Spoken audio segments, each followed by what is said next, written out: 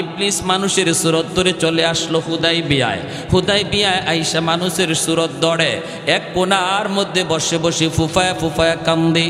আল্লাহর নবী রহমতের নবী ইবলিসকে মায়ার নবী চেনেন নাই। নবীজি যায় জিজ্ঞেস করেন, কে গো তুমি? তোমাকে কোনোদিন দেখলাম না, কেন তুমি এই জায়গায় কান্দ? এমনি পরিচয় দিয়া বলতেছে, মায়ার নবী গ, আমি কেন কান্দি যদি আপনাকে বলি তাহলে আপনি ঠিক থাকতে পারবেন না। পরিচয় তোমার কে? কয় আমার পরিচয় যাই না, লাভ নাই। আমি মক্কা থেকে এসেছি এবং মক্কায় দেখে এসেছি আপনার প্রাণের সাহাবী ওসমান গনিকে মক্কার কাফিররা হত্যা করে ফেলেছে, নাউজুবিল্লাহ। অথচ আল্লাহর নবী সাহাবী ওসমান গনিকে ওরা হত্যা করে নাই, ঠিক না? হত্যা করে নাই, আলোচনা চলছে। ভাইরা বন্ধুরা, মায়ার নবী দয়ার নবী তিনি মনের ভিতরে কষ্ট পেয়ে গেলেন, কারণ ওসমান আসতে দেরি হইতেছে। আল্লাহর নবী মনে মনে ভাবতেছেন, মনে হয় তাহলে আমার ওসমানকে মেরেই ফেলেছে, তাহলে আসে না কেন? নবীজি ভাবতেছিলেন এটা, এর ভিতরে খবর দেয় ইবলিসে হত্যা করে ফেলেছে। নবীজি ভীষণ কষ্ট পেলেন। পাওয়ারই তো কথা, কারণ দূত হত্যা করা শুধু মুসলমানের আইনে নয়, আন্তর্জাতিক নীতিমালায়ও দণ্ডনীয় অপরাধ। দূতের কোনো দোষ নাই, দোষ যদি হয় তাহলে হবে যে পাঠাইছে তার, ঠিক না? যারে বাহক হিসাবে পাঠানো হয়েছে, বাহকের কি দোষ? অপরাধ যদি হয়ে থাকে, দোষ যদি হয়ে থাকে, যে পাঠাইলো তারই কিছু বলো। আল্লাহ নবী ভীষণ কষ্ট পেলেন, কারণ নবী তো আর গায়েবের খবর জানেন না, আল্লাহ না জানাইলে নবী জানেন না। এজন্য আল্লাহর নবী সাথে সাথে এই শয়তানের কথায় বিশ্বাস করে ফেলছেন। নবী তো আর জানেন না এ যে ইবলিস, এ যে শয়তান, কারা তো লাগাইতে চায়। ইবলিসের কামই শুধু মানুষে মানুষে ঝগড়া লাগাইয়া দেওয়া, ঠিক কিনা? আমাদের সমাজেও যে মানুষ মিথ্যা কথা কইয়া দুই পক্ষের মধ্যে ঝগড়া লাগায়, এ ইবলিসের খালতো ভাই, ঠিক কিনা? জোরে কোন? এটা ইবলিসের বৈশিষ্ট্য, এটা ইবলিসের খাসলত। আর মুসলমানের বৈশিষ্ট্য হলো, যদি দুই গ্রুপের মাঝে বা দুইজনের মাঝে বিদ্বেষ থাকে, সে মাঝখানে মিথ্যা কথা কইয়া আরো বিদ্বেষ দূর কইরা মহব্বত বাড়ায়। ফিকহ কিতাবে লিখেন 3 জায়গায় মিথ্যা কথা কোয়া যায়। এর ভিতরে এক জায়গা হলো, দুইজন মুসলমানের ঝগড়া তুমি জানো, একজন আরেকজনকে ভালো জানে না। এই দুই মুসলমানকে মিলানোর জন্য মাঝখানে যদি তুমি কিছু মিথ্যা বলো, এটা শরীয়তে বৈধ। কেমনে? তুমি যে ওরে কইলা, ভাই তুমি অমুককে খারাপ জানো, কে বলছে? সে তো তোমার খারাপ জানে না, সে তোমার প্রশংসা করে, মূলত কিছুই না। আর ওর কাছে গিয়া কইছে, ভাই তুমি অমুককে কেন খারাপ জানো? ও তো তোমারে ভালো জানে, আমি কথা বইলা দেখছি, ও তোমার ভালো জানে, তোমারে গালি দেয় না, তোমার ব্যাপারে খারাপ জানে না। তোমারে মানুষে যা কইছে এগুলো মিথ্যা কইছে। এই যে মাঝখানে কথাটা কইয়া দুজনের অন্তর থেকে যে একটা আক্রোশ ছিল, এটা দূর কইরা মিলাইয়া দিল, এটা সোয়াবের অংশীদার হবে। আর আমরা মিথ্যা কথা কইয়া আরো ঝগড়া লাগাই, ঠিক না? এতটা ছিল না, আমি মিথ্যা কইয়া যতটা বাড়াইছি। আরেকটা মিথ্যা কথা বলার জায়গা আছে, প্রাণে বাঁচার জন্য শরীয়তে অনুমতি দিয়ে দিছে, মেরে ফেলবে এই অবস্থায়। আরেকটা মিথ্যা বলার জায়গা বলবো, হ্যাঁ? এটা কিন্তু খুব জটিল বিষয়, এটা মাইক বন্ধ করে কইলে ভালো হয়। এটা ঘরের বিষয়, ঘরের বিষয়, কথা বুঝেননি? এটা ঘরের বিষয়। ঘরের ম্যাডাম যদি গরম হয় আর তোমার কোনো সত্য কথায় যদি ঘরে আগুন লাগার সম্ভাবনা থাকে, ম্যাডাম যদি মাথা গরম হয়ে যায়, তখন তুমি মাথা ঠান্ডা করার জন্য মিথ্যা বলতে পারবা।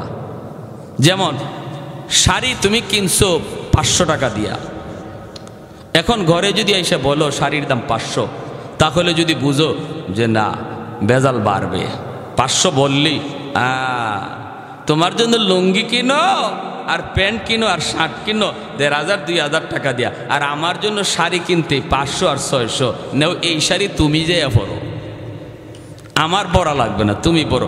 এই ধরনের কোনো ভয় যদি থাকে, তখন তুমি ঘরে আইসা বলতা শাড়ির দাম 2000। এখন কাম হয়েছে না, কইসলাম নি মাইক বন্ধ করে কইতাম। এখন তো আপনারা ঘরে সত্য কথা কইলেও বিশ্বাস করবে না, হাসা কথা কইলেও এখন মিছা মনে করবে, ঠিক না?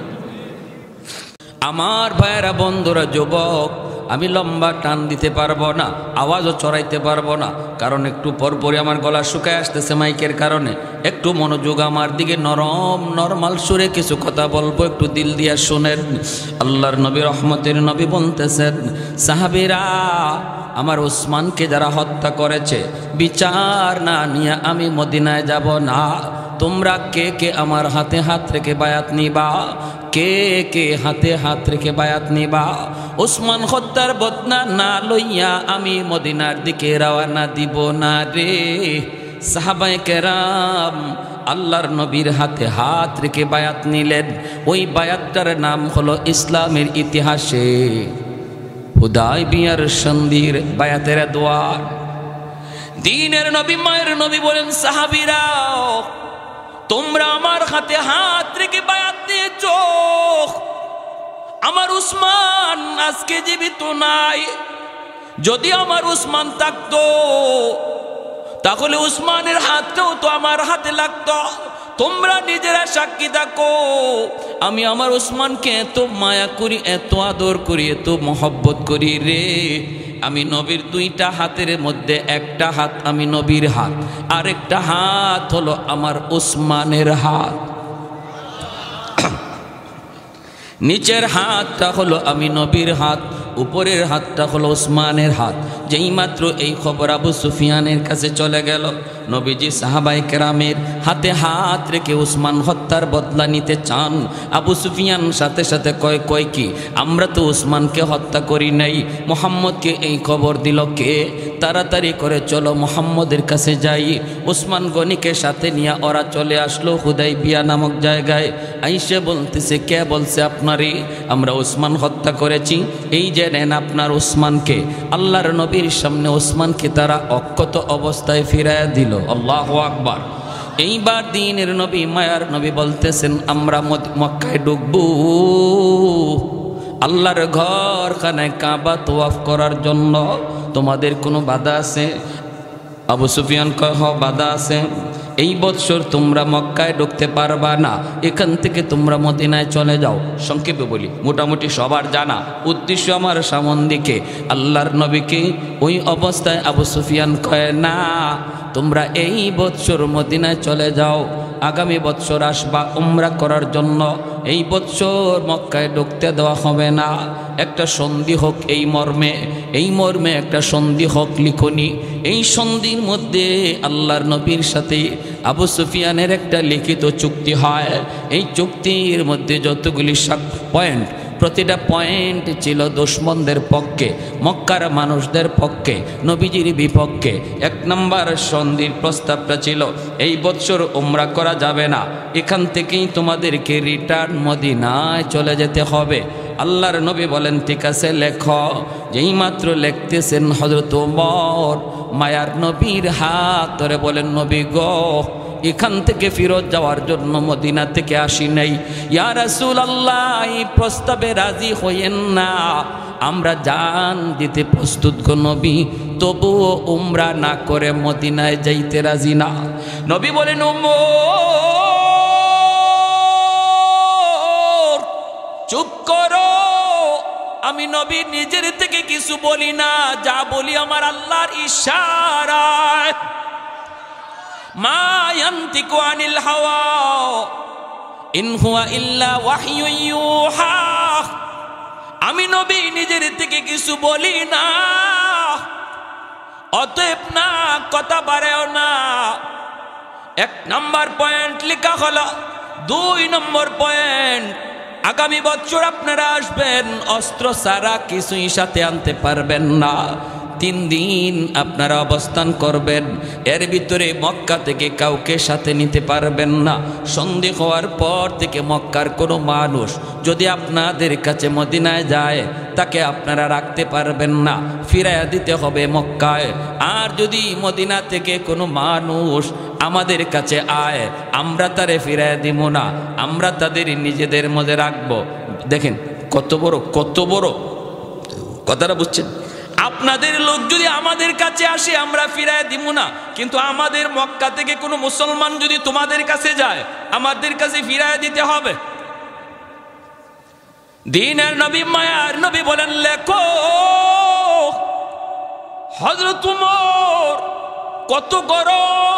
কত গরম সাহাবী নবীজির পাশে বৈশা নবীর হাত মোবারক আবারও ধইরা বলতেছেন মায়ার নবী গো এটা লেখেন না, এই অনুমতি দিয়েন না গো নবী। ও গো নবী কি কন, ওরা যা বলতেছে তাই আপনি লিখতে দিতেছেন।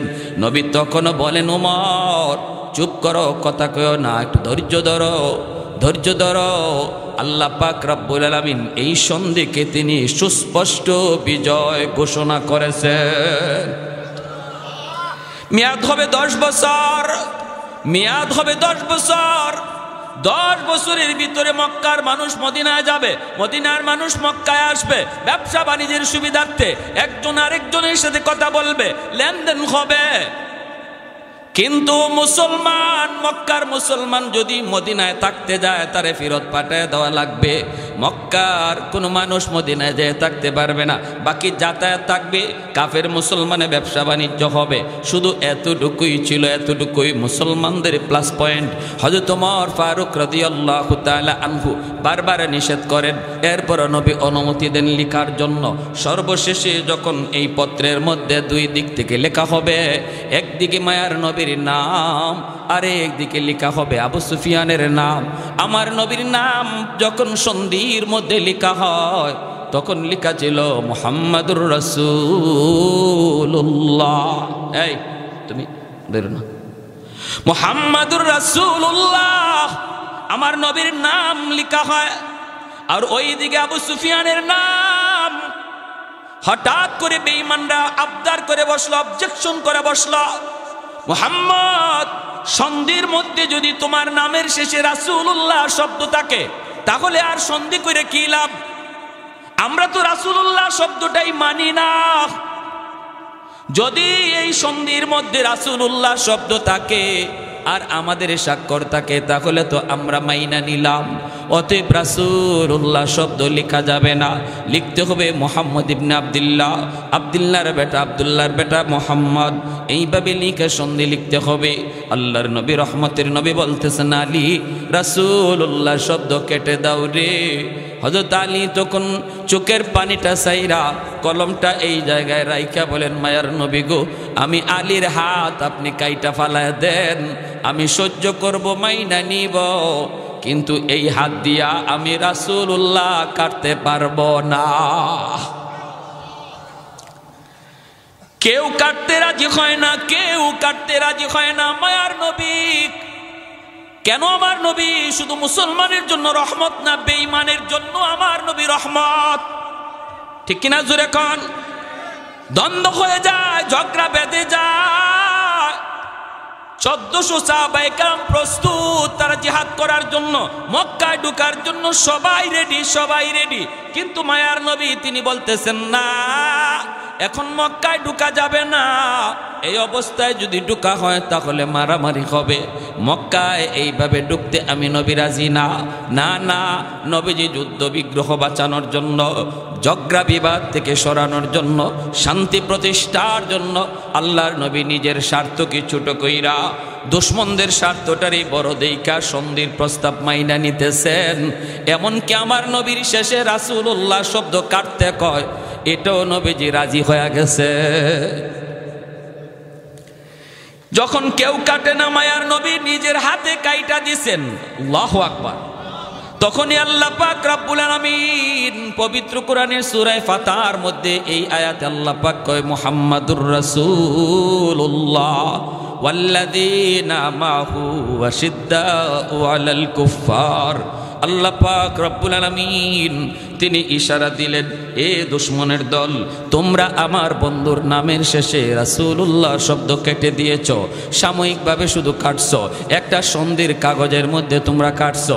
এই কাগজ আজ আছে কাল নাই, কিন্তু আমি আল্লাহ এমন এক কাগজের মধ্যে আমার নবীর নামের সাথে রাসূলুল্লাহ লিখে দিব, কিয়ামত পর্যন্ত আর মিটানো যাবে না। আর একটু জোরে কন্যা মুসলমানের আওয়াজে সুবহানাল্লাহ। কৌনাইন মুখতার খুদা তুমকো বানায়া, কৌনাইন মুখতার খুদা তুমকো বানায়া, उम्मत का निगाहबान खुदा तुमको बनाया, उम्मत का निगाहबान खुदा तुमको बनाया। मौला मेरा आका मेरा रहमत की नबी है, ताजदार मदीना है तुम्हारे अरबी है। अशजार ने देते हैं नबूवत के शहादात, तशकीक कमर में है तो अंगुल की इशारा। আমার ভাইরা বন্ধুরা যুবক, আল্লাহ নবী রহমতের নবী চলে গেলেন। হযরত ওমর বারবার বলতেছিলেন, ইয়া রাসূলুল্লাহ, ওগো নবীজি, এইভাবে এতগুলি শর্ত আপনি মেনে নিলেন, প্রতিটা শর্তই ওদের পক্ষে, আমাদের পক্ষে তো কোনো শর্তই দেখলাম না। নবী বলেন, ওমর, তুমি আমি যা বুঝি আল্লাহ এর চেয়ে বেশি বুঝে, ঠিক না? তুমি আমি যা দেখি আল্লাহ এর চেয়ে বেশি দেখে। আমরা দেখতেছি বাহ্যিক, কিন্তু আল্লাহ দেখতেছেন মূল হাকিকত। আল্লাহ নিজে বলতেছেন, বন্ধু সবর করো, সাহাবীদেরকে ধৈর্য ধরতে বলো। এই সন্ধিটা হলো তোমাদের সুস্পষ্ট বিজয়। ইন্না ফাতাহনা লাকা ফাতহাম মুবিনা, এটা সুস্পষ্ট বিজয়, সুস্পষ্ট বিজয়। হযরত ওমর বলেন, নবী গো, কেমন করে সুস্পষ্ট বিজয়? নর দেখতে বাবা কেমন করে সুস্পষ্ট বিজয়? হযরত ওমর তিনি নীরব নিস্তব্ধ। ভাইরা বন্ধুরা, দেখা গেল সুস্পষ্ট বিজয় 2 বছর পার হয় নাই। 2 বছর সন্ধির মেয়াদ ছিল 10 বছর। 2 বছর পার হইতে হইতে দেখা গেল এই 2 বছরের ভিতরে বেঈমান মুসলমানের সাথে লেনদেন করার সুযোগ পেয়েছে, ব্যবসা বাণিজ্য করার সুযোগ পেয়েছে। অসংখ্য অগণিত অমুসলিম মুসলমানদের সাথে চলাফেরা করেছে, লেনদেন করেছে। এই লেনদেন চলাফেরার কারণে মুসলমানের আখলাক আর মুসলমানের ব্যবহার, মুসলমানের উত্তম চরিত্র দেখা গোপনে গোপনে 1400 থেকে মুসলমান হয়ে গেছে 10,000। জোরে কন্যা সুবহানাল্লাহ। এতদিন পর্যন্ত মুসলমানদের ব্যাপারে শুধু মিথ্যা প্রোপাগান্ডা ছড়াইছে। যেমন বর্তমানে বেদিন বেঈমান কাফির কুফফারের মুরলগুলি মুসলমানের দিকে জঙ্গি তকমা লাগায়, আর জঙ্গি তকমা লাগায় সাধারণ মানুষকে মিথ্যা ধোঁকা দিয়ে রাখতেছে। যারা সত্যিকার অর্থে মুসলমানের সাথে মিশতেছে, মুসলমান চিনতেছে, এরা বুঝতেছে মুসলমান জঙ্গি নয়, ঠিক কিনা জোরে বলেন? এরা বুঝতেছে, এরা জানতেছে। বর্তমানে তালেবানরা, এদেরকে যে জঙ্গি বলা হয়, মিথ্যা প্রোপাগান্ডা। আর এই সার্টিফিকেটটাই ভারতের একজন সাংবাদিক আফগানিস্তানে ছিল, সে নিজের চোখে তালেবানদের সুশাসন দেখে এসেছে, তাদের নিরাপত্তার দৃশ্য দেখে এসেছে। আইসে সে বাস্তব চিত্রটা ভারতের জমিনে আসল কথাটা কয়ে দিছে। সে বইলা দিছে তালেবানরা খারাপ নয়, যা বলা হইতেছে এদের বিরুদ্ধে সব মিথ্যা। তালেবানরা হলো আদর্শ মানুষ এবং ন্যায় পরায়ণ, ঠিক কিনা জোরে কা?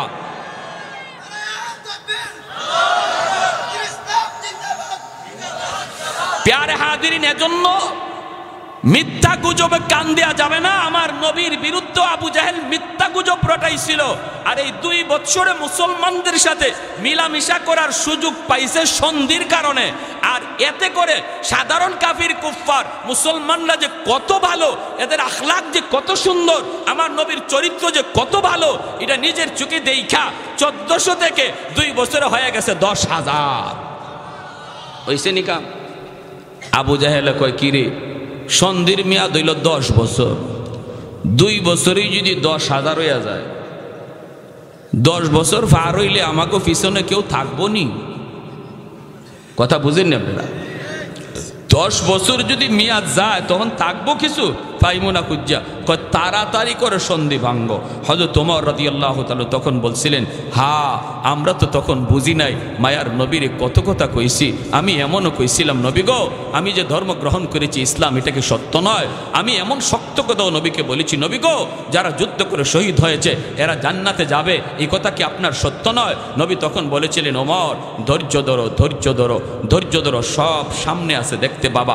হযরত ওমর রাদিয়াল্লাহু তাআলা অসংখ্য অগণিত সদকা করেছেন, গোলাম আজাদ করেছেন শুধু ওই দিনের চিন্তা করে, আর আল্লাহর কাছে চোখের পানি জড়ায় কাঁদছেন, আল্লাহ আল্লাহ ওই সময়টাতে হুদাইবিয়ার সন্ধির সময় আমার ইমান সবচেয়ে বেশি বিপজ্জনক হালতে ছিল, সবচেয়ে বেশি খাতরার মধ্যে আমি উমরের ইমানটা ছিল, আল্লাহ ওই সময় আমার ইমান যাওয়ার হালত ছিল, আমি কত বড় ভুল করে ফেলতাম, আজ বুঝতেছি আমার নবীর সিদ্ধান্ত তোমার ইশারায় হয়েছে। সুবহানাল্লাহ। দিনের নবী, মায়ার নবী, রহমতের নবী 2 বছর পরেই যখন আবু জাহেল জানায় দিল, আবু জাহেল নয়, আবু জাহেল তো শেষ, আবু সুফিয়ান যখন জানাইলো আমরা সন্ধি মানি না, আল্লাহর নবীর সাথে সাথে সন্ধি ভঙ্গ করার পর মক্কা বিজয়ের প্রস্তুতি নিলেন। 10,000 সাহাবায়ে কেরাম নিয়ে মায়ার নবী মক্কার উপকণ্ঠে নবী হাজির হয়ে গেলেন। হাজির হয়েই নবী অবস্থান করলেন সমতল জায়গায়। আবু সুফিয়ান খবর পেয়ে গেল নবী মক্কা দখল করার জন্য তিনি রেডি, মক্কার কাছাকাছি চলে এসেছেন। কিন্তু কি পরিমাণ লোক আল্লাহর নবীর সাথে এনেছেন রে, আবু সুফিয়ান জানে না, মক্কার কাফেররা তারাও জানে না নবীর সাথে কি পরিমাণ লোক আছে। আবু সুফিয়ান রাতের অন্ধকারে একজনকে পাঠাইল, যা একটু দেখ মুহাম্মদের সাথে কি পরিমাণ লোক আছে। আল্লাহর নবী সাহাবায়ে কেরামদেরকে বলেন, সাহাবীরা রে সন্ধ্যা হয়ে গেছে, এখন আমরা মক্কায় ঢুকবো না, রাতের অন্ধকারে যদি মক্কায় ঢুকি আবু সুফিয়ান আর মক্কার মানুষগুলি তারা যদি আমাদেরকে বাধা দেয় তাহলে তো আমরা প্রতিহত করব, এতে করে ঝগড়া বেঁধে যাবে, জান যাবে, প্রাণ যাবে, রাতের অন্ধকারে কে কারে মারবে দেখা যাবে না, অনেক শিশুর গায়ে হামলা হয়ে যেতে পারে, নারীর উপরও হামলা হয়ে যেতে পারে, অথচ তারা নিরপরাধ, তাদের কোনো অপরাধ নাই, তাদের কোনো অন্যায় নাই। ইসলাম শিশুর গায়ে হামলা করে না, ইসলাম নারীদের উপরে হামলা করে না, আদর্শ শিখায় ইসলাম, মানবতা শিখায় ইসলাম, মানবতা শিখায় গেছেন আমার নবী। অথচ আমরা দেখি আজকে ফিলিস্তিনের জমিনে মুসলমানের শিশুকে হত্যা করা হয়, আরাকানের জমিনে মুসলিম নারীর গায়ে গুল্লি করা হয়, ঠিক কিনা? বেদিন বেঈমানগুলি মানবতার ফেরিওয়ালা নামে ডাকে, অথচ মানবতা ওদের কাছে নাই। কাশ্মীরের জমিনে মুসলমান নারীর গায়ে হামলা হয়, মুসলিম শিশুর উপরে হামলা হয়, অথচ আমার নবী রহমতের নবী মক্কায় নবী যখন ঢুকবেন সন্ধ্যা হয়ে গেল, নবী বলেন সাহাবীরা রাতের অন্ধকারে আমরা মক্কায় ঢুকবো না, মক্কায় যদি রাতের অন্ধকারে ঢুকি নারীর গায়ে হামলা হতে পারে, শিশুর উপরে হামলা হতে পারে না, ইসলাম এটা সমর্থন করে না। রাত আমরা এই সমতল জায়গায় কাটাবো, সকালবেলা মক্কায় ঢুকবো, যার হাতে কোনো অস্ত্র নাই তার গায়ে তলোয়ার চলবে না, ঘরের ভিতরে যে অবস্থান করবে তার ঘরেও হামলা হবে না, বাইতুল্লাহ যে আশ্রয় নিবে তার উপরও কোনো হামলা হবে না। সন্ন্যাসী ধর্মীয় যাজক দ্বারা, ধর্মীয় যাজক এদের উপরও কোনো হামলা হবে না। যারা তলোয়ার নিয়ে সামনে আসে শুধু ওদের সাথেই হামলা হবে, প্রতিবাদ হবে, আর কারো গায়ে তলোয়ার উঠবে না, এমনকি গাছের পাতাটা পর্যন্ত ছিঁড়া যাবে না। নবীজি সমতল জায়গায় 10,000 সাহাবায়ে কেরামদেরকে নিয়ে সন্ধ্যার সময় অবস্থান করলেন। আল্লাহ নবী কত বড় রণকৌশলবিদ ছিলেন বুঝছেন। নবী বলতেছেন সাহাবীরা এশার নামাজের পরে আল্লাহ নবী কয় সবাই চুলা বানাইবা না, খানাদানা পাক করা লাগবে না? সাহাবীরা কহ খানাদানা পাক করতে তো চুলা বানাইতে হবে। নবী কয় চুলা যে বানাইবা আমাদের 10,000 মানুষের জন্য যদ্দূর চুলা লাগার প্রয়োজন ডাবল বানাও, ডাবল চুলা নবীজি ডাবল বানাইতে বলছেন। যদি লাগে 10,000 মানুষের জন্য 1,000 চুলা, নবী বলতেছেন 2-3 হাজার চুলা বানাও। এখন চুলা বা সাহাবায়ে কেরাম বুঝতেছেন না যে ঘটনা কি, নবীজি এত চুলা বানাইতে বলেন কেন? নবীজি বলেন যা বলছি তা করো। সাহাবায়ে কেরাম তো নবীকে কোনো প্রশ্ন করতেন না, ইয়া রাসূলুল্লাহ এটা কেন, এই প্রশ্ন নাই। নবী বলছেন আর কোনো কথা নাই, ঠিক না? আমিও যদি নবীর উম্মত হয়ে থাকি আমার কথা এখানেই শেষ, যেখানেই শুনবো আমার নবীর কথা সামনে এসেছে, যখনই শুনবো আমার নবীর হাদিস সামনে এসেছে, নবীর কথা চলে এসেছে, আমার যুক্তি, আমার বুদ্ধি, আমার বিবেক সব এখানে ওকেজু, এর নাম হলো উম্মত। আমার মতে মত নয়, নবীর মতে মত, তার নাম হলো উম্মত, ঠিক কিনা জোরে কর। আর যদি আমি পণ্ডিতি দেখাই, না না অসুবিধা কি, অসুবিধা কি, অসুবিধা কি, এর নাম হইল পণ্ডিতি, এর নাম হইল পণ্ডিতি।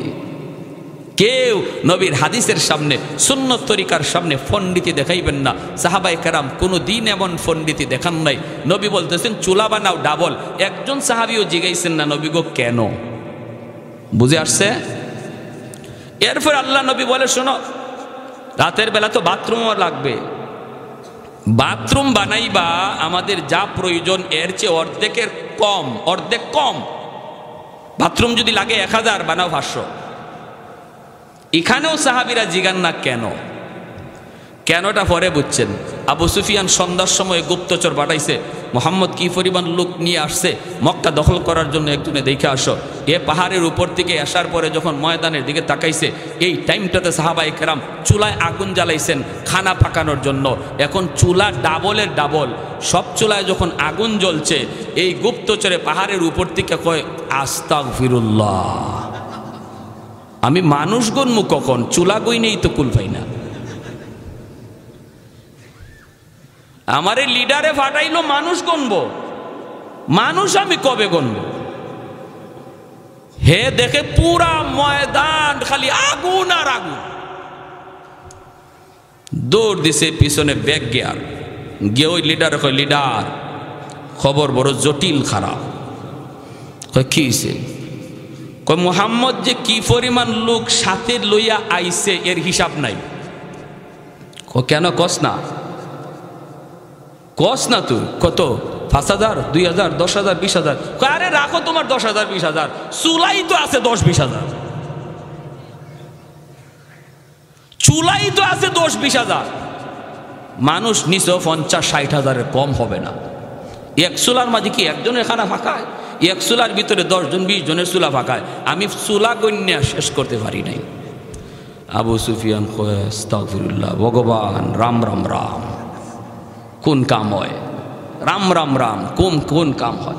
শেষ সাথে পাঠাইছে গুপ্তচর আরেকটা সিআইডি, কয় তুই যাই একটু দেখে আয় তো, এ আগ্রাইতে যে খবর দিল এর খবর সঠিক না বেঠিক। আরে সকালবেলা যে যুদ্ধ করব আগে তো বুঝতে হইব শত্রু দুশ্মনের তাদের শক্তি কেমন, জনবল কেমন, এটা তো বুঝে যুদ্ধ করা লাগবে। তুই একটু দেখে আয় না আগ্রাইতে হেজে রিপোর্ট দিল এটা সঠিক না বেঠিক। এ যে টাইমে গেছে এই টাইমে ঘুম থেকে সাহাবায়ে কেরাম উঠা সবাই বাথরুমের সামনে গিয়ে লাইন ধরছে। বাথরুম তো নবী বলছেন যা লাগে এর চেয়ে অর্ধেক কম বানাও। এখন বিশাল লাইন এক এক বাথরুমের সামনে। ইস্তেমার ময়দানে দেখছেন না হালত কি হয়? এ পাহাড়ের উপর থেকে ছায়া কয় রাম রাম রাম রাম, আমি মানুষ গণমু কখন? বাথরুমের সামনে যে হাজারে বিজারে খাড়াই রইছে, সবার তো আর বাথরুমে ধরছে না। যদি এক তাবুতে 50 জন থাকে, আইসে মাত্র 2 জন বা 3 জন বাথরুমও, বাকি 40 জনই তো তাবুতে রয়েছে। হাই রে হাই, কার সাথে কি যুদ্ধ করব? ইয়েও দিছে পিছনে ব্যাগ গিয়ার, যা উস্তাদ খবর বলো জটিল খারাপ, কি পরিমাণ লোক মোহাম্মদের যে সাথে লই আইছে এর হিসাব নাই। বলে কস না তুই কি পরিমাণ? কয় হ্যাঁ কি পরিমাণ কইছে? কয় হ্যাঁ তো কইছে 40-50,000 আইব। দূর রাখো, বাথরুমের সামনেই তো 40,000 খারাই দিছে। আবু সুফিয়ান কয় যার যার জান বাঁচা, আমি আমার জান বাঁচাই। ওই দেখেন, এজন্যই পৃথিবীর বড় বড় গবেষক, শ্রেষ্ঠ রণকৌশলবিদ যদি পৃথিবীর ইতিহাসে কেউ থাকে, সেই গবেষণায় আমার নবীর নাম সবার আগে উঠেছে। আমার নবীর নাম সবার উপরে। পৃথিবীর শ্রেষ্ঠ রণকৌশলবিদ, যুদ্ধের কৌশল পৃথিবীতে কে সবচেয়ে বেশি জানতেন, এই ইতিহাস যখন বেঈমানরা লিখছে সেখানেও আমার নবীর নাম সবার আগে। সুবহানাল্লাহ। কোন নবীর উম্মত হইছো এই খবর তোমার নাই, তুমি আসো বান্দরের বাচ্চা হইবার লাগি ভাগল। হাই রে বান্দরের বান্দর, আমি যে কি এটা আমি জানি না, আমার পরিচয় আমি জানি না, এই হলো আমাদের হালত। আর খালি বান্দরে কয়ে কি লাভ? মুসলমানের বাচ্চারাও তো আছে। এই কিছুদিন আগে আর্জেন্টিনা ব্রাজিল গেছে না, কত যে মেসির উম্মত খারাইছে রাস্তায়, আর কত নেইমারের উম্মত যে খারাইছে। কি জবাব দিবা, কি জবাব দিবা? যে নবীর উম্মত তুমি, এই নবীর কথাগুলি শোনো, নিজের ওইভাবে তৈরি করো, আমার নবীর রঙে রঙিন বানাও, নবীর উম্মত দাবি করার মতো নিজের সুরতটা তৈরি করো, দেখবা আল্লাহ খুশি হয়ে যাবে। আর আল্লাহ যদি খুশি হয়ে যায়, বদরের ইতিহাস আবার ফিরে আসবে ইনশাআল্লাহ। বদরের ইতিহাস আবার ফিরে আসবে। হাতের খেজুরের ডাল তলোয়ার বানায় দিবে কে? মাটির চাকা আমাদের হাতে বোমা বানায় দিবে কে? এই ক্ষমতা আল্লাহর আসেনি না নাই? দুশ্মন অ্যাটম বোমার মালিক হতে পারে, পারমাণবিক বোমার মালিক হতে পারে দুশ্মন, কিন্তু যদি আল্লাহকে আমরা রাজি করতে পারি আর আল্লাহর পাশে নিয়ে ময়দানে নামতে পারি, দুশ্মনের পারমাণবিক বোমা মুসলমানের ক্ষতি করতে পারবে না। আফগানের জমিনে বলেছে, নাবিকরা বলেছে, তাদের পাইলটরা বলেছে, জঙ্গি বিমান নিয়ে আফগানের মাটিতে এসেছে বোমা নিক্ষেপ করার জন্য। ওই জঙ্গি বিমানের পাইলটরা কয় আমরা বোমাগুলি আফগানে ফালাই, আর দেখি শূন্যের মধ্যে একজন মানুষ বোমাগুলা এক হাতে লুপে ফেলে। আমাদের ফালানো বোমা হাতে লুপে সাগরে নিক্ষেপ করে, একটা বোমাও আফগানের মাটিতে ফালাইতে পারি নাই। এই রিপোর্ট যখন বাইডেনকে দেয়, জো বাইডেনকে, তখনই জো বাইডেন বলে আফগান থেকে সৈন্য প্রত্যাহার করো, কারণ আফগানে তালেবান তাদের শক্তি নিয়ে মাঠে নামে নাই, তারা এক অদৃশ্য শক্তি নিয়ে মাঠে নামছে। প্যারে হাজরিন, তুমি সেই জাতি, তুমি, তোমার পিছনে আল্লাহর গাইবি হাত, এই কথাটা তুমি ভুলে গেছো। এজন্য তুমি ভারতকে পাশে চাও, রাশিয়ারে পাশে চাও, আমেরিকারে পাশে চাও, চীনকে পাশে চাও, আর আল্লাহ নারাজ হয়ে বসা। আল্লাহ বান্দা তুই কারে পাশে টানোস? তুই ওদেরকে সার, আমি আল্লাহ তোর পাশে কিনা এটা দেখ। যদি আমি তোর পাশে থাকি, তামাম দুনিয়ার দুশ্মন তোর মোকাবেলায় দাঁড়িয়ে যাক, কোনো ক্ষতি করতে পারবে না। আমি আল্লাহ একাই যথেষ্ট। আওয়াজ দিয়া কোন ঠিক কিনা? পশ্চিমাদের চোখ পড়েছে কাবাগরের প্রান্তরে, ব্রিটিশ দালাল দল বেঁধেছে ধ্বংস করতে চায় কারে। পশ্চিমাদের চোখ পড়েছে কাবাগরের প্রান্তরে, ব্রিটিশ দালাল দল বেঁধেছে ধ্বংস করতে চায় কারে। আল্লাহ পাকের ঘর, তোর সাহস থাকলে ধর, ঠিক কিনা? আল্লাহ পাকের ঘর, তোর সাহস থাকলে ধর। দু জাহানের মালিক যিনি, পবিত্র কাবা, ওই আরবের দিন বাঁচাতে সত্য ন্যায়ের মুক্তি চাই। মুহাম্মাদের বাহিনী আজ আসলে তোদের রক্ষা নাই। ওই আরবের দিন বাঁচাতে সত্য ন্যায়ের মুক্তি চাই। মুহাম্মাদের বাহিনী আজ আসলে তোদের রক্ষা নাই। মুহাম্মাদুর রাসূলুল্লাহর বাহিনী আসেনি, হাত উঠে বলো আসেনি।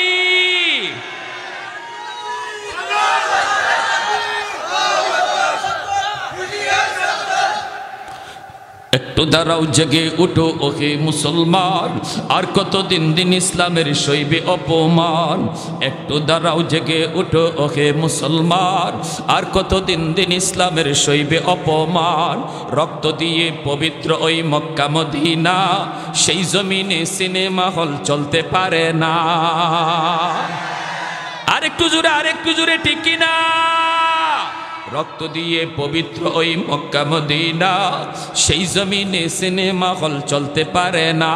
নূর মক্কার ইসলাম, তার থাকলো কি আর দাম? বন্দিশালায় তাকে যদি কাবার ইমাম। ওই আরবের দিন বাঁচাতে সত্য ন্যায়ের মুক্তি চাই। মুহাম্মাদের বাহিনী আজ আসলে তোদের রক্ষা নাই। ওই আরবের দিন বাঁচাতে সত্য ন্যায়ের মুক্তি চাই। মুহাম্মাদের বাহিনী আজ আসলে তোদের রক্ষা নাই। পশ্চিমাদের চোখ পড়েছে কাবাগরের প্রান্তরে, ব্রিটিশ দালাল দল বেঁধেছে ধ্বংস করতে চায় কারে। আল্লাহ পাকের ঘর, তোর সাহস থাকলে ধর। দো জাহানের মালিক যিনি, পবিত্র কাবা, ওই আরবের দিন বাঁচাতে সত্য ন্যায়ের মুক্তি চাই। মুহাম্মাদের বাহিনী আজ আসলে তোদের রক্ষা নাই। মুহাম্মাদুর রাসূলুল্লাহর বাহিনী আসেনি, হাত উঠে বলো আসেনি। একটু জোরে কোন আল্লাহু আকবার, আরো জোরে আল্লাহু আকবার। দ্বীনের নবী, মায়ার নবী, এই অবস্থায় আল্লাহর নবী কি করলেন? সকালবেলা মক্কায় ঢুকলেন। আসেনি বেঈমান কেউ মক্কায়? মনে আছে? নেতাই যদি কয় তোরার জান তোরা বাঁচা, আমার জান আমি বাঁচাই, তাইলে কর্মী আর মাঠে থাকবে? কি কোন থাকবে? আর আমার ভাইয়েরা, বন্ধুরা, যুবক, আল্লাহর নবী তিনি মক্কায় ঢুকলেন। এই অবস্থায় কেউ নবীর সামনে দাঁড়ায় না, সাহাবায়ে কেরামের সামনেও কেউ দাঁড়ায় না। আল্লাহর নবী মক্কায় ঢুকে বলতেছেন, সাহাবীরা, এতদিন পর্যন্ত তোমাদের বাড়ি ঘর, এখন শুনলেন কথাটা, শুনলেন, এখনের কথাগুলো সবচেয়ে ইম্পর্টেন্ট। মুহাম্মাদুর রাসূলুল্লাহ ওয়াল্লাযীনা মাহু আশিদ্দাউ আলাল কুফফার রুহামাউ বাইনাহুম। কাফের কুফফারদের ক্ষেত্রে নবী গরম, ইমানদারের ক্ষেত্রে নবী নরম। আমার নবী কতটা নরম ছিলেন, কতটা নরম ছিলেন। দুশমনদের সামনে নবী মানবতা দেখাইছেন। আমার নবী শুধু মুসলমানের জন্য রহমতের নবী না, কুল কায়নাতের জন্য রহমত। নবীজি মক্কায় ঢুকলেন, ওই মক্কার মানুষগুলি নবীকে মক্কায় থাকতে দিল না, নবীকে জোর করে মক্কা থেকে বের করে দিল। অথচ জন্মভূমিতে কার না থাকতে মন চায়? এরপরও মায়ার নবীকে জন্মভূমিতে থাকতে দিল না। আল্লাহর নবী সাহাবায়ে কেরামদেরকে ডাক দিয়া বলেন, সাহাবীরা রে, এতদিন পর্যন্ত তোমাদের বাড়িঘর দখল করে রেখেছিল বেঈমানগুলি, মালিক ছিল তোমরা, কিন্তু দখলে ছিল বেঈমান কাফের কুফফারদের। আজ তোমরা বাড়িঘর ফিরে পাওয়ার জন্য মক্কা দখল করো নাই। আমি নবী মক্কায় এসেছি আমার বাড়ি দখল করার জন্য নয়, বরং আমি নবীর বাড়িটাও যে দখলে নিয়ে রাখছি, আমি নবী আজ তার কাছে যায় বলবো, ভাইরে এতদিন পর্যন্ত এই বাড়ির মালিক তুমি ছিল না, মালিক ছিলাম আমি, তুমি ছিল দখলদার। আজ আমি নবী তোমাকে মালিক বানায়া দিলাম। আরেকটু আস্তে সুবহানাল্লাহ কোন, আরেকটু আস্তে সুবহানাল্লাহ কোন। পৃথিবীর জমিনে এমন কোন নজির কেউ দেখাইতে পারবে? পৃথিবীতে এমন কোন নজির কেউ দেখাইতে পারবে না। এত নির্যাতন, আমার ঘর থেকে যে পিটাইয়া আমারে বাইর করলো, বাইর কইরা এই ঘরের মধ্যে দখলদারি লইয়া বইয়া থাকলো। পরে আমি শক্তি জুগাইয়া এই বাড়ি দখল করলাম। এরপরে আমি এই বাড়ির দখলে নিলাম না, বরং আমি কোনো বদলাও নিলাম না, তারে মারলামও না, মাইরা বাড়ি থেকে বেরো করলাম না, বরং আইসা বললাম, ভাইরে তুমি আমারে মারছিলা, আমি বাড়ি চাইরা চলে গেছিলাম, তুমি এই বাড়ি দখল করে নিছো, আজ আমি তোমাকে এই বাড়ির মালিকানাও বুঝাইয়া দিলাম। একটা নজির দেখাও, একটা নজির দেখাও, একটা নজির দেখাও বৌদ্ধ ধর্মের, একটা নজির দেখাও খ্রিস্টান ধর্মে, একটা নজির দেখাও ইহুদি ধর্মে। এমন কোন ধর্মের কোন ধর্মীয় নেতার একটা নজির, একটা দৃষ্টান্ত দেখানো যাবে না। হুম শান্তি, হুম শান্তি, হুম শান্তি, হুম শান্তি কয়া কয়া যে বৌদ্ধরা শান্তির স্লোগান দেয়, এই বৌদ্ধরাই আজকে মায়ানমারের জমিনে মুসলমানের রক্তে জমিন লাল কইরা অশান্তির সৃষ্টি করেছে। ঠিক কিনা জোরে খান? আমি তো বলি কের হোম শান্তি, ওরা কইব হোম অশান্তি, হোম অশান্তি, হোম অশান্তি। ঠিক না? নাফ নদীর পানি আজকে মুসলমানের রক্তে লাল, কের শান্তি? খালি হোম শান্তি, হোম শান্তি করো, মুখে খালি হোম শান্তি কইলই। ছোট ছোট বাচ্চাগুলি রক্তে নাফ নদীর পানি লাল, মুসলমানের নারীদের রক্তে নাফ নদীর পানি লাল। ভাইরা বন্ধুরা, অথচ আমার নবী রহমতের নবী মক্কায় ঢুইকা বলেন, সাহাবীরা যার যার বাড়ির মালিকানাটাও তোমরা যায় তাদেরকে বুঝায় দাও, তাদেরকে বুঝায় দাও। আর আমি নবী আজকে মক্কার মানুষগুলি সবাইকে সাধারণ ক্ষমা করে দিলাম, সবাইকে সাধারণ ক্ষমা করে দিলাম। লা তাসরিবা আলাইকুমুল ইয়াউম, আমি নবী আজ কোনো বদলা নিব না। আল ইয়াউম ইয়াউমুল মারহামা, আজকের দিন হলো রহম করার দিন, আজকের দিন হলো মায়া দেখানোর দিন, বদলা নেওয়ার দিন নয়। এরপরও মক্কার মানুষরা বিশ্বাস করে না। সাধারণ মক্কার মানুষ, নবী মক্কা দখল করে নিয়েছেন, এই সংবাদ পাওয়া মাত্রই ঘর বাড়ি চাইরা পাহাড়ের দিকে রওনা দেয়। সবাই দৌড়ায় দৌড়ায় ভাগতেছে। একজন বৃদ্ধা মহিলা মাথার মধ্যে ভারী একটা বোঝা লইয়া, ওই মহিলাও সে পাহাড়ের দিকে দৌড়ায়। আল্লাহর নবী রহমতের নবী তিনি তাকায় তাকায় দেখেন মানুষগুলি নবীর কথা বিশ্বাস করে না। নবী একজনকে জিজ্ঞেস করেন, মহিলারে জিজ্ঞেস করেন, মা তুমি কোথায় যাও? মহিলা মায়ার নবীকে জীবনে কোনোদিন দেখে নাই, নবীকে চেনেও না। মহিলায় কয়, বাবা যুবক তুমি বুঝি জানো না মক্কা মুহাম্মদ দখল করে নিয়েছে? আল্লাহর নবী বলেন, মা গো আমি জানি মুহাম্মদ মক্কা দখল করেছেন, কিন্তু ভয় পাবো কেন? তিনি তো সবাইকে সাধারণ ক্ষমা করে দিয়েছেন, তিনি তো বলেছেন তিনি বদলা নেবেন না। মহিলায় কয়, বাবা যুবক মুহাম্মদকে তুমি চিনো না রে বাবা। মুহাম্মদ কঠিন দিলের মানুষ, রক্তপাত পছন্দ করে, ঝগড়া বিবাদ পছন্দ করে, মারামারি কাটাকাটি পছন্দ করে। মুহাম্মদ কঠিন দিলের মানুষ। যেই নির্যাতন মক্কার মানুষগুলি মুহাম্মদকে করছে আমি নিজের চোখে দেখছি। অতএব বদলা না নিয়ে ছাড়বে না। যদিও কয় বদলা নিবে না, কিন্তু এরপরও কিছু না কিছু নিবই। যেই নির্যাতন মক্কার মানুষগুলি মুহাম্মদকে করছে রে যুবক, আমি নিজের চোখে দেখেছি। অতএব তাড়াতাড়ি যান বাঁচাও, তাড়াতাড়ি যান বাঁচাও। আল্লাহর নবী রহমতের নবী তখন বলে, মা বোঝাটা অনেক ভারী গো মা, তুমি বৃদ্ধা মানুষ, তোমার জন্য নিতে কষ্ট হবে। আমি জোয়ান মানুষ, আমার মাথায় তুমি বোঝাটা উঠায় দাও, আমি তোমাকে জায়গা মতো পৌঁছায় দিব। মহিলা নবীর মাথায় বোঝাটা উঠায় দিল। আল্লাহর নবী মাথার মধ্যে বোঝা লইয়া আমার রহমতের নবী যখন যান, চোখ থেকে দর দর করে পানি পড়ে আর কান্দে। আর নবী কই, মালিক তুমি কুদরতি নজরে দেখো,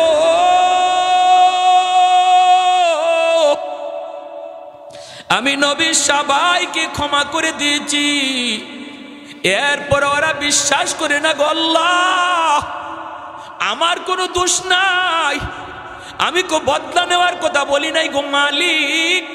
ওরা যে আমার ভয়ে বাড়িঘর চাইরা দিছে, কিয়ামতের ময়দানে এর জন্য আমি নবীরে তুমি পাকড়াও কইরো না আল্লাহ, আমি তোদেরকে বদলার কথা বলি নাই।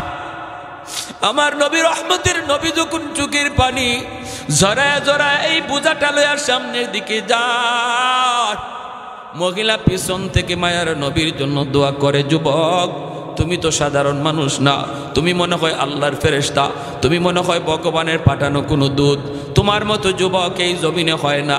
পিছনে তাইকা তাইকা নবীর জন্য দোয়া করতেছে, লম্বা লম্বা দোয়া করে। নবীকে চিনে না, মহিলা নবীকে চিনে না, মনে করছে মক্কার একজন যুবক। পাহাড়ের কিনারায় যাওয়া মাত্রই নবী কই, মা। মহিলা পিছন দিয়া কই, বাবা এখানে রেখে দাও। আমার নবীর চেহারার মধ্যে হাত বুলায়, বাবা এত সুন্দর তোমার চেহারা, এত মায়া তোমার চেহারা, বাবা এখন যে তুমি মক্কায় যাইবা এই পথ দিয়া যাইও, এই দিকে যাইও না।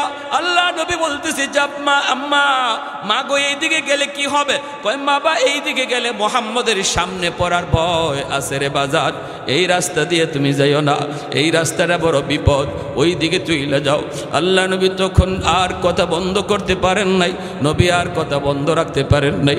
নবী তখন বলতেছেন, মা গো মুহাম্মদ সম্পর্কে তোমার ধারণা কেমন? কয়, মুহাম্মদ তো কঠিন দিলের মানুষ, খালি রক্তপাত পছন্দ করে, খুন খারাপি পছন্দ করে। মায়ার নবীর চোখ থেকে দর দর করে পানি পড়ে, নবী কান্দেন আর পানিগুলি আঙ্গুল দিয়ে মুছেন আর কয়, মা মুহাম্মদ সম্পর্কে তোমার যে এই ধারণা, এটা কি মুহাম্মদ রে কোনোদিন দেইখা তুমি এমনটা মনে করতেছো, নাকি মানুষের কথা শুই না? মহিলা কয়, বাবা আমি মুহাম্মদকে কোনোদিন দেখি নাই, আবু জাহেলের কথা শুই না, আবু সুফিয়ানের কথা শুই না, আমি দেখেছি ওই মক্কার কাফেরগুলির কথা শুই না, ওরা বলছে মুহাম্মদ খুনাখুনি পছন্দ করে। এইবার মায়ার নবী দয়ার নবীর চোখের পানিটা মুইসা কয়, মা গো মুহাম্মদকে আর মানুষের কথা শুই না, চিনতে হবে না, আজকে নিজের চোখে তুমি দেইখা চিনে নাও। যেই যুবক এতক্ষণ পর্যন্ত তোমার বোঝা মাথায় লইয়া এই পর্যন্ত পৌঁছায় দিল, আমি সেই যুবক যার নাম হলো মুহাম্মদ। মহিলার সাথে সাথে চিৎকার দেয়া জমিনে পইরা যায়, মায়ার নবীর গলা জড়ায় ধরে, বাজান রে এতদিন পর্যন্ত বেঈমান আমারে কি বুঝাইলো, ওরা কি শুনাইল, আজকে নিজের চোখে মুহাম্মদকে দেখলাম। বাবা আমার বুঝ হয়ে গেছে, এই জমিনে তোমার চেয়ে এত সুন্দর মানুষ, এত আখলাকওয়ালা মানুষ, এত নরম দিলের মানুষ আল্লাহর জমিনে আর আরেকজন আছে আমার মনে হয় না। বাবা আমি আর দেরি করতে চাই না, তাড়াতাড়ি আমাকে কালেমা পড়ায়া মুসলমান বানায় দাও। আর একটু জোরে কন্যা সুবহানাল্লাহ, আর একটু জোরে কন সুবহানাল্লাহ। আল্লাহু আকবার। तकबीर में कलमा में नमाजों में यज़ा में, तकबीर में कलमा में नमाजों में यज़ा में, है नाम इलाही से मिला नाम मोहम्मद, है नाम इलाही से मिला नाम मोहम्मद। महबूब ने कहा सल्ले अला नाम मोहम्मद, आंखों की जिया दिल की जिला नाम मोहम्मद आंखों की जिया दिल की जिला नाम मोहम्मद একটু জোরে কোন আল্লাহু আকবার এই নবীর আদর্শই মানুষকে মানুষ বানায় এই নবীর আদর্শই মানুষকে মানবতা শেখায় এই নবীর আদর্শই মানুষকে সভ্য মানুষ বানায় আরবের ওই মানুষগুলি যেই মানুষগুলি সভ্যতা জানতো না আরবের ওই মানুষগুলি যেই মানুষগুলি অন্ধকার জগতে ছিল ওই মানুষগুলি আমার নবীর এই আদর্শ গ্রহণ করার দ্বারা পৃথিবীর শ্রেষ্ঠ সভ্য মানুষ হয়েছে জাহিলি যুগ আলোকিত যুগ হয়েছে জাহিলি মানুষ আলোকিত মানুষ হয়েছে আওয়াজ দিয়া বলেন ঠিক কি না এজন্য মুসলমান সব রং ছেড়ে দাও মদিনাওয়ালা রং ধরো তুমি স্কুলে পড়ো বাধা নাই কলেজে পড়ো বাধা নাই ভার্সিটিতে পড়ো বাধা নাই আমি বাধা দিব না কলেজে গেলেও ভুইলো না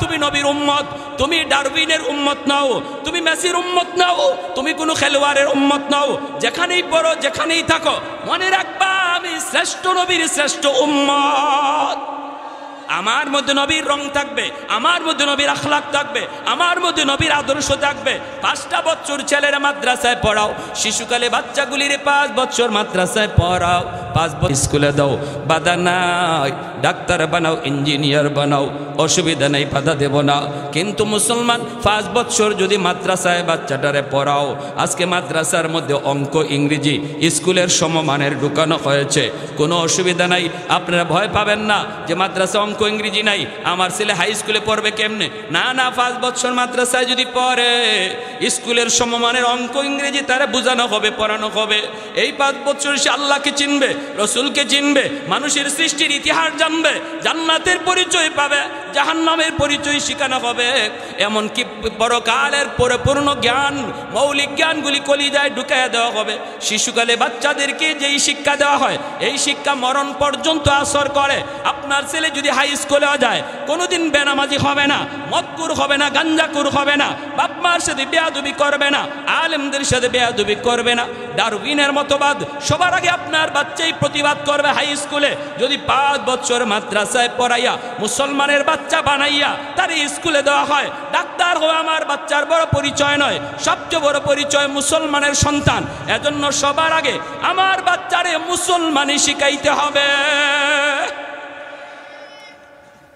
এই শিক্ষা যদি দেই তাহলে আমরা বাপ মা আল্লাহর কাছে আমরা দায় মুক্ত হব আর যদি আমরা শিশুকালে বাচ্চারে মুসলমানি না শিখাই মক্তবে ফরাইলেই মুসলমানি শিক্ষা করা হয় না মক্তবে হুজুরে 1 ঘন্টা ফরাইব কখন ফরা নিবে কখন মারামারি কিলাকিলি ঘুষাঘুষি বাচ্চাদের এটা সামলাইতে তো 1 ঘন্টা যায় ঠিক না এজন্য 5 বছর মাদ্রাসায় পড়ান নুরানি মাদ্রাসায় ফাউন্ডেশন গড়েন মজবুত কইরা শিশুকালে যা শেখানো হয় এটা সারা জীবন ইয়াদ থাকে বাসি পেটে সকালবেলা ঘুম থেকে উঠিয়া যে মূলা খায় সারা দিন যদি কুরমা ফুলাও খায় ডেকুর খালি মূল আর ডেকুরই আসে ঠিক না এজন্য বাচ্চারে শিশুকালে কোরআনের মহব্বত কলিজায় ঢুকাও ইসলামের মহব্বত কলিজায় ঢুকাও এরপরে যদি ঢাকা ইউনিভার্সিটিতেও যায় নাস্তিক হবে না কোরআনের সৈনিক হবে আপনাদের কথা চিন্তা করে উলামায়ে কেরাম মাদ্রাসার সিলেবাসে অঙ্ক ইংরেজি ঢুকাইছেন অতএব আমার ছোট ছোট বাচ্চাগুলিকে মুসলমানের সন্তান বানাইয়া তারপরে তারে জগতের জাগতিক শিক্ষার পরিচিতি দেওয়ার নিয়ত কার কার আছে একটু হাত উঠে আল্লাহকে দেখান আল্লাহ তুমি প্রতিটা হাতকে কবুল করো আমার নবীর পরিচয় শিখাইয়া আমার নবীর আখলাক শিখাইয়া আমি মুসলমানের সন্তান বানাইয়া নবীর উম্মত পুরাপুরি বানাইয়া আমি আমার সন্তান রে কলেজ ভার্সিটিতে পড়াইলে বাপমার দায়িত্ব আদায় হবে নতুবা হাসরের মাঠে এই সন্তান বাপমাকে আল্লাহর আদালতে আসামি বানায় দিবে রব্বানা আতিহিম দিফাইন মিনাল আযাব ওয়াল আনহুম লানান কাবীরা কইয়া কইব আল্লাহ আমার বাপরে ডাকো আমার মারে ডাকো কেন তারা আমার এই শিক্ষা দিল না শিশুকালে আমারে কি শিখাইছে আকদম বাগদম গোরাড্ডম আর আমারে শিখাইছে বান্দর থেকে মানুষ হয় আমার বাবা কেন খবর নিল না আমি কি পড়তেছি আমার বাবা মা কেন খবর নিল না আমি কি শিখতেছি আল্লাহ আমার বাপরে ডাকো আমার মারে ডাকো কোন প্রতিষ্ঠানে ভর্তি হইমু কি শিখমু আমি তো ছোট্ট ছিলাম আমি বুঝি নাই সিদ্ধান্ত ছিল আমার বাবার সিদ্ধান্ত ছিল আমার মার সবার আগে বাপ মারে এই কলিজার টুকরা সন্তানে আল্লাহর দরবারে আসামি বানাইয়া জাহান্নামী বানাবে অথচ হাজী সাহেব ছিল বাবা হাজী সাহেব ছিল বাবা বাবা ছিল সামনের কাতারের নামাজি বাবা ছিল একজন বড় পাগড়িওয়ালা বাবা ছিল এরকম লক্ষ টাকা দানবীর কিন্তু এরপরও সন্তানের মামলায় বাবা জাহান্নামী হবে আল্লাহ আমাদেরকে সহি বুঝ দান করো, সবাই বলি আমিন। ওয়া আখির দাওয়ানা আনিল হামদুলিল্লাহি রাব্বিল আলামিন। আল্লাহুম্মা সাল্লি আলা মুহাম্মদ ওয়া আলা আলি মুহাম্মদ।